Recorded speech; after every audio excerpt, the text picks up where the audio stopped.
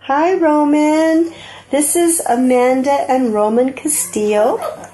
And Amanda had this beautiful baby boy, and he's now 8 weeks old. And I asked Amanda if she might be willing to share a little bit about her experience with her son and what brought her to decide to have a home birth.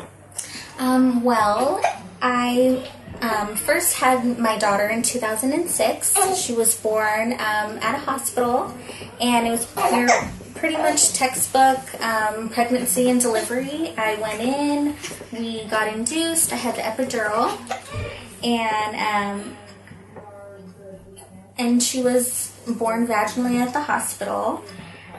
With my second son in 2009, I went in thinking that the exact same thing with my daughter was going to happen with her, or with him, and it didn't. I had gone in, I was induced again. They gave me the epidural, and a couple hours after that, when the doctor was checking me to see how far along I had progressed, they didn't think I was progressing fast enough for them. So basically, they put me on a clock waiting to see what my body was going to do. I wasn't dilating fast enough for them. The baby wasn't coming down quickly enough.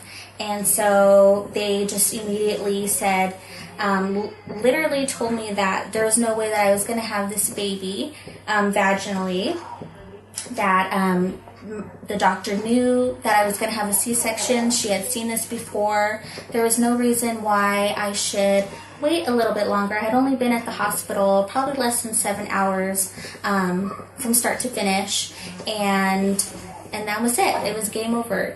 They had made up the decision that he just wasn't going to come out. So I ended up getting a C-section. That entire experience was so traumatizing. I remember laying on the operating table and feeling like I could not breathe. Right after they took the baby into another room, I wasn't able to see him. I couldn't breastfeed him right away. And I had to wait until I was physically able to move my legs before they would let me see him for the first time. So that was really traumatizing for me. So when my husband and I found out we were pregnant for the third time with Roman, I knew in my heart that being in the hospital wasn't where we needed or should be. So that's when I started researching VBACs, and I found out about home births. I had no idea about this entire world of home births and water births and midwives, and found Celesta and contacted her and started seeing her, and we started planning to have little baby Roman at home.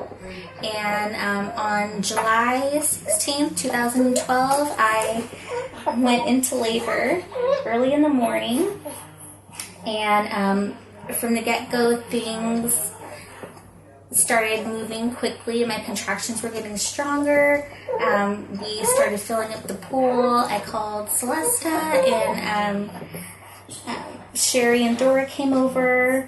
And it was just so much different than being in a hospital where you have all these, different people coming in and out, and they want to strap you up and lay this way. You can't move, and don't do this, don't do that.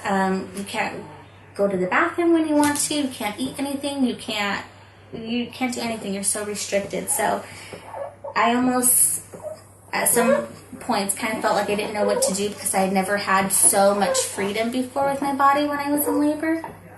And I also think that's why his labor went so quickly. I was so comfortable being at home.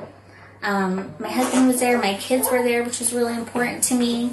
And it was so peaceful and calm. And when we got to the point of pushing, I got into the pool and I had my husband right beside me. My kids were sitting right there on the bed watching everything, and we're not afraid.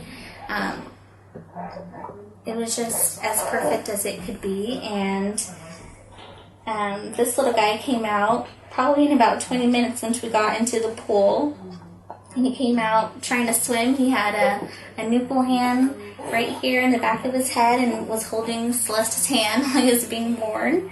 And then he just came out. And then we also saw that he had a true knot in his cord. And so that was really cool. And I'm just so glad I did it, because I feel like when I had gone to the hospital for some prenatals with him, and they told me from the get-go that towards the end they were going to be doing some testing, some ultrasound, seeing if he was going to be bigger than my son. And if he was, then they were not going to allow me to try for the VBAC because it was going to be too dangerous.